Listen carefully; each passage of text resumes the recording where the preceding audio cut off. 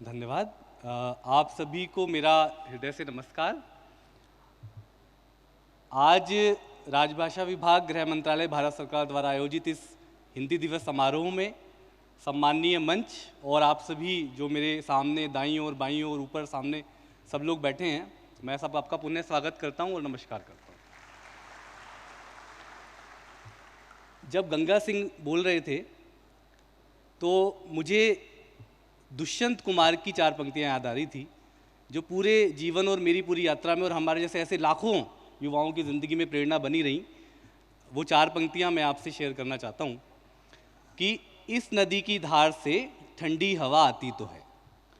कई बार हम लोग निराशा की बातें करते करते हताश हो जाते हैं, तब मुझे ये पंक्तियां बहुत प्रेरणा देती हैं कि इस नदी की धार से ठंडी हवा आती तो है और नाव जर्जर ही सही लहरों से टकराती तो है, और एक चिंगारी कहीं से ढूंढ लाओ है दोस्तों, एक चिंगारी कहीं से ढूंढ लाओ है दोस्तों, इस दिए में तेल से भीगी हुई बाती तो है, इस दिए में तेल से।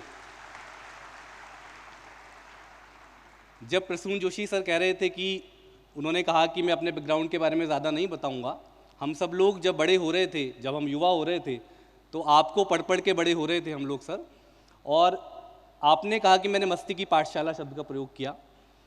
हम लोग जो चारों मंच पर बैठे हैं और ये मेरे सामने जितने भी अग्रिम पंक्ति में विद्वान, पत्रकार, प्रोफेसर और पीछे जितने राजभाषा के से जुड़े हुए, अनुवाद से जुड़े हुए और जो राजभाषा का काम देखते हैं, जितने भी लोग बैठे हैं सर, वो सभी लोग, उनमें से ज़्यादातर छोटे छोटे शहरों की खाली बोल दोपहरों से झोला उठा के महानगरों की ओर आए और अपना मुकाम बनाए।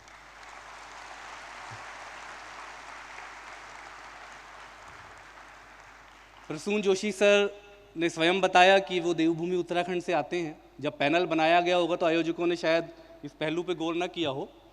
प्रसून जोशी सर स्वयं देवभूमि उत्तराखंड से आते हैं। उनके बगल में बैठे हैं पंकज त्रिपाठी सर, वो बुद्ध और महावीर की भूमि और अपने देसी अंदाज के लिए मशहूर बिहार से आते हैं।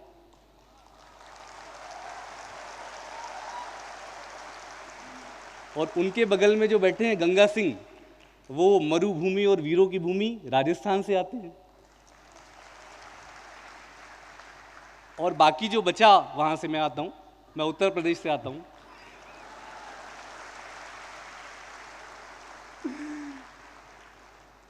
तो ये वो लोग हैं और इनसे प्रेरणा लेनी चाहिए। न केवल इनसे प्रेरणा लेनी चाहिए बल्कि आप सबसे प्रेरणा लेनी चाहिए, जिन्होंने हिंदी को अपनी मजबूरी नहीं अपनी मजबूती बनाया। ये वो लोग हैं जिन्होंने हिंदी को अपनी मजबूरी नहीं बनने दिया, जिन्होंने हिंदी को अपनी मजबूती बनाया, अपना मुकाम बनाया, और आज हम सबके सामने प्रेरणा के रूप में हमारे बीच उपस्थित है। एक क्लास चल रही थी, उसमें एक शिक्षक ने एक कहा बच्चों से कि उन्होंने क्या किया, ब्लैक बोर्ड पे एक रेखा खींची और बच्चों से कहा कि आइए, कोई आप में से आइए और इस रेखा को, लकीर को छोटा कर दीजिए। पहला विद्यार्थी गया, उसने डस्टर से उस लाइन को थोड़ा मिटाया और वो रेखा थोड़ी छोटी हो गई। दूसरा विद्यार्थी गया, उसने थोड़ा और मिटाया तो वो रेखा और छोटी हो गई। तीसरा विद्यार्थी जब आया तो उसने क्या किया, उस रेखा से कोई छेड़छाड़ किए बगैर एक दूसरी रेखा उसके नीचे उससे लंबी खींच दी। आज हिंदी दिवस समारोह में हम सबको अपनी दिशा आज इसी तरह तय करनी है कि हमें दूसरों की लकीर को छोटा करने का सोचना भी नहीं है और अपनी लकीर को बड़ा करना।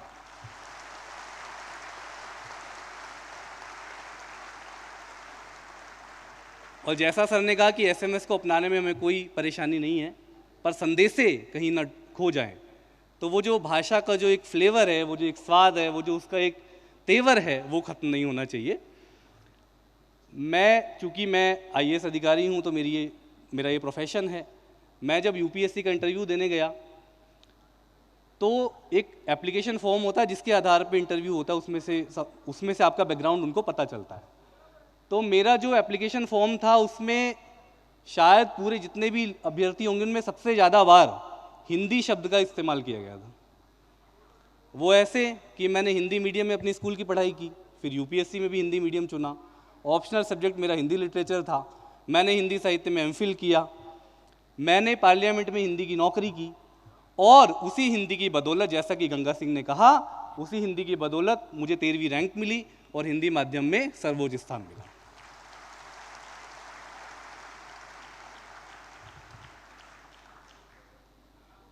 एक बार मेरे एक दोस्त ने मुझे व्हाट्सएप पे एक मैसेज किया, जैसे हम लोग आपस में करते हैं और एक दूसरे का हालचाल पूछते हैं।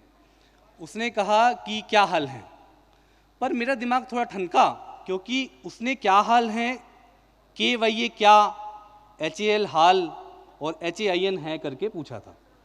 मैंने उसको जवाब दिया मैं ठीक हूँ तुम बताओ, पर मैंने देवनागरी में लिखा था। तो वो बोला रुको रुको निशांत, मैं भी हिंदी में टाइप करता हूँ। आज हमें इस आर्ट समारोह में जब इतने सारे हम लोग यहाँ इकट्ठा हुए इस स्टेडियम में उत्सव की तरह मना रहे हैं, तो आज हम सबको यहाँ से ये संकल्प लेके जाना है कि हम अपने अपने रिश्तेदारों, अपने दोस्तों को जब हिंदी में बात करेंगे तो देवनागरी लिपि में ही टाइप करेंगे, और जब इंग्लिश में करेंगे तो इंग्लिश में करेंगे। और ये इतना आसान है कि यूनिकोड आ गया है, हिंदी टाइपिंग को सीखने की ज़रूरत नहीं है। आपको लिखना है के वाई ये क्या, और वो क्या हिंदी में अपने आप आ जाएगा। वो इस टाइपिंग का ऑप्शन आ गया है। तो ये अगर हम कर लेंगे तो भाषा का जो धीरे धीरे जो जिसका डर हम सबको सताता है, और जिस तरह से अफ्रीका की भाषाएं धीरे धीरे मरी, उस तरह से हमारी भाषाओं के साथ नहीं होगा। ये मेरा आह्वान भी है, मेरा निवेदन भी है। और निश्चित रूप से इसमें कोई संदेह की बात नहीं है कि इंटरनेट पे और सोशल मीडिया पे हिंदी का प्रयोग लगातार बढ़ा है, इसमें कोई संदेह नहीं है। पर जो ये व्हाट्सएप चैट हैं, आपके जो इंटरेक्शन है, फेसबुक मैसेंजर है, इन सब पे जब भी आप हिंदी में लिखें तो मैं चाहता हूँ एक बार ये संकल्प सब लोग लेके जाएं कि जब हिंदी में लिखें तो देवनागरी में ही लिखें।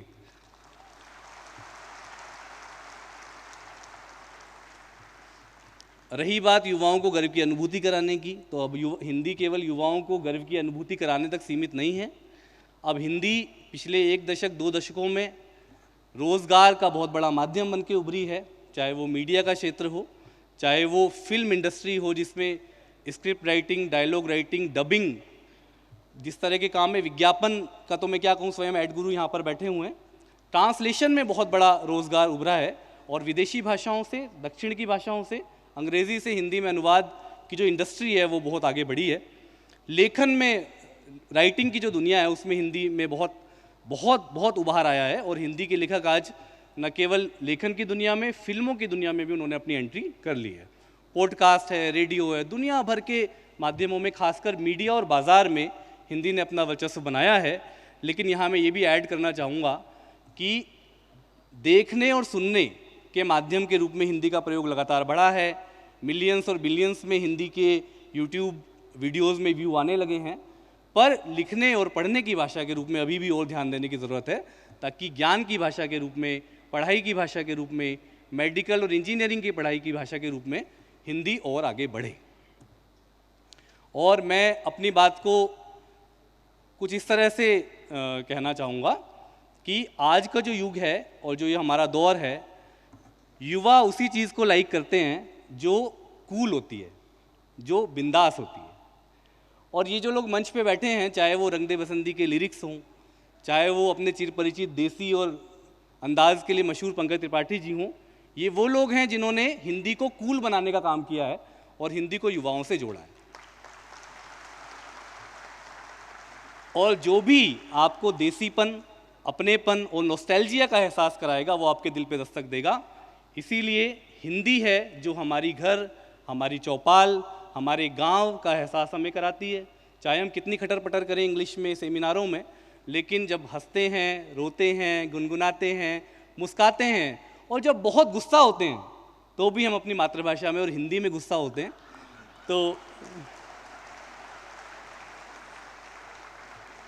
इसी के साथ अंत में एक बहुत प्रिय कविता है मेरी। आप सब लोग जो खासकर हिंदी क्षेत्र से अगर बाहर कहीं नौकरी कर रहे होंगे, या कहीं आप कभी बाहर पोस्टिंग रही होगी आपकी, केदारनाथ सिंह जी की बहुत लोकप्रिय कविता है मातृभाषा, वो उसका मैं पाठ करता हूँ आपके सामने, और एक एक शब्द पे आप लोग ध्यान दीजिएगा। जैसे चींटियाँ लौटती हैं बिलों में, जैसे चींटियाँ लौटती हैं बिलों में, कठफोड़वा लौटता है काठ के पास।